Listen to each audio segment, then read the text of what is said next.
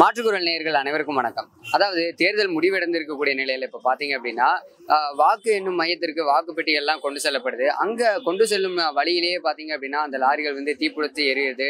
அதன் பிறகு அங்க கொண்டு சென்ற பிறகு பாத்தீங்க அப்படின்னா அங்க சிசிடிவி காட்சிகள் வேலை செய்வதில் உள்ளிட்ட நிறைய விஷயங்கள் நம்ம இப்ப தொடர்ந்து பார்த்துட்டு தான் வந்துட்டு இருக்கோம். அந்த வகையில இதை பத்தி மக்கள் என்ன நினைக்கிறாங்க அப்படிங்கிறத நம்ம மக்கள்கிட்ட கேட்டு தெரிஞ்சுக்கலாம் வாங்க.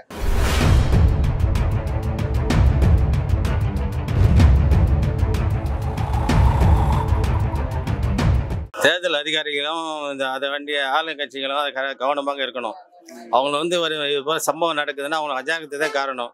அதனால இன்னொரு விஷயம் அவங்க அப்படிதான் பண்ணாங்களா, அது இயற்கையாக நடக்குதுன்னு கரெக்டாக சொல்ல முடியாது. மணிப்பூர்ல ஒரு ஓட்டு கூட வாங்க மாட்டார் மோடி.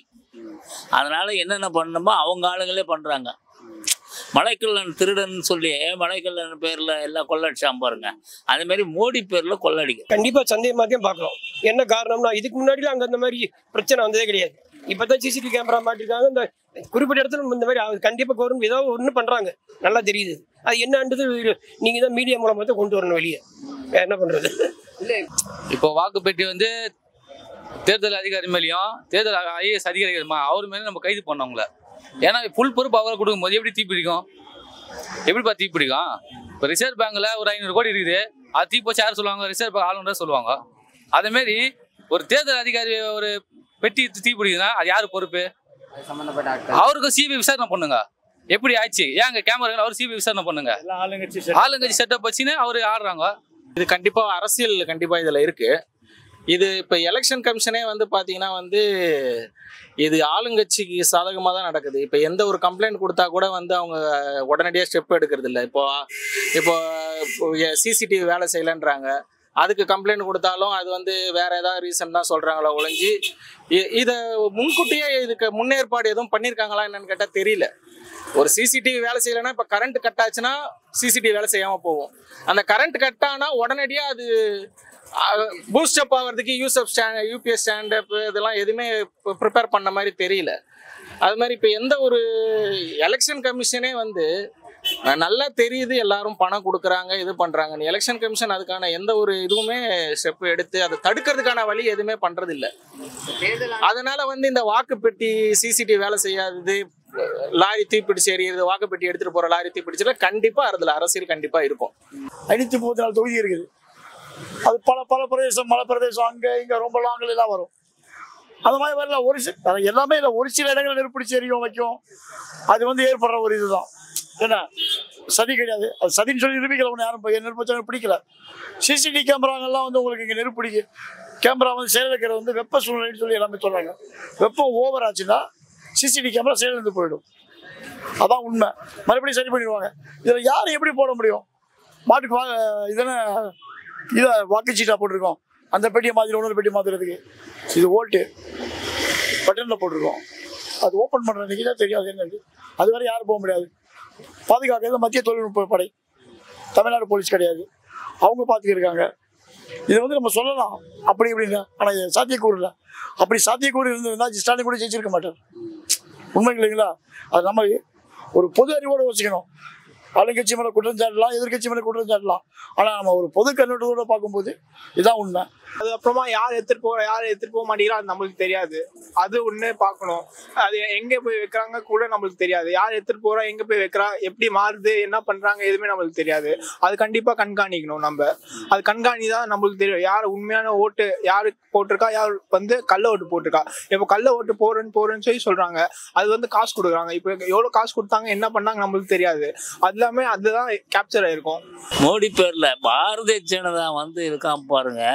அவன் என்னென்ன எப்படியாவது வந்துருந்தா ஆட்சி பண்ணணும். 10 வருஷம் ஆண்டது போதும், மக்கள் மாண்டது போதும்.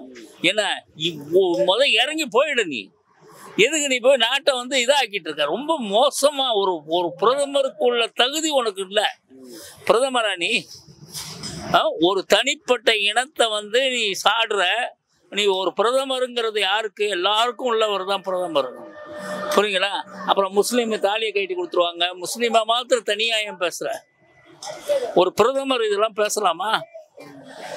மணிப்பூர்ல எல்லா இடத்துலயும் ஏதாவது ஒரு ஃப்ராட் பண்ணலான்னு பாக்குறாங்க. இது முடியல. இப்ப முடியாம போனவொடனே என்ன அப்படியே அவனுக்கு என்ன தெரியுமா, பாகிஸ்தானை போய் குறை சொல்றான். பாகிஸ்தானை அழிச்சது நீ தானடா. அவங்களுக்கு எந்த தொகுதியில தோக்குற மாதிரி ஒரு சுச்சுவேஷன் இருந்ததுன்னா அந்த தொகுதியில வாக்குப்பெட்டிகள்ல ஏதாவது இது பண்றதுக்கு வாய்ப்பு கண்டிப்பா இருக்கு. அதெல்லாம் மாற்ற முடியாது, சிஸ்டத்தெல்லாம் மாற்ற முடியாது. எப்படி மாற்றுவீங்க? ஒரு பெட்டிக்குள்ள மூடி வச்சிருக்கீங்க, அதை எப்படி மாற்றுவீங்க?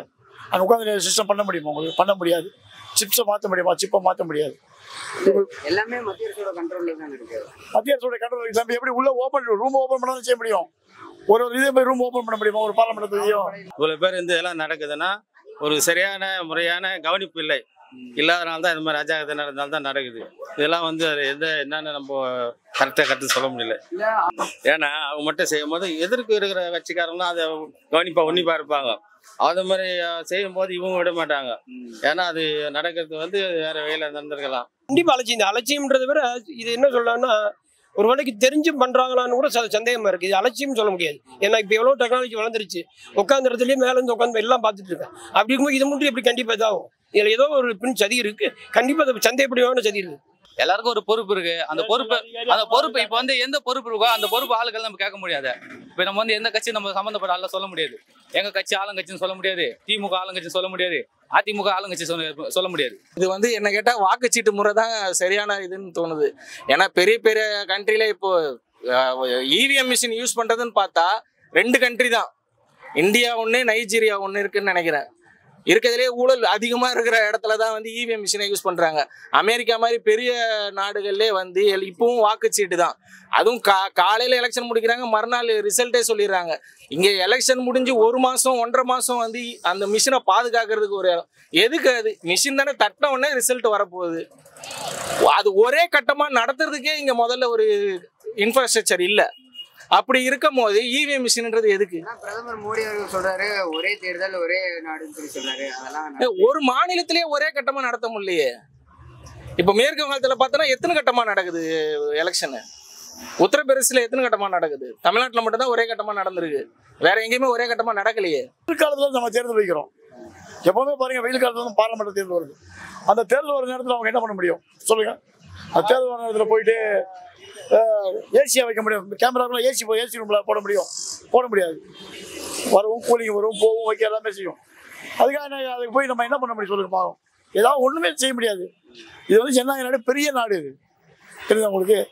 ஒரு பெரிய நெட்வொர்க், ஜனநாயக திருவிழா. இந்த மாதிரி நடக்கிற விஷயத்துக்கு பின்னாடி அரசியல் இல்லைங்கிறீங்களா? அரசியலே கிடையாது தம்பி. நம்மளாம் எடுத்துக்க வேண்டியதுதான். இப்ப நான் ஒரு மாதிரி பேசலாம், நீங்க ஒரு மாதிரி பேசலாம், அவர் ஒரு மாதிரி பேசலாம், தம்பி ஒரு மாதிரி நினைக்கலாம்.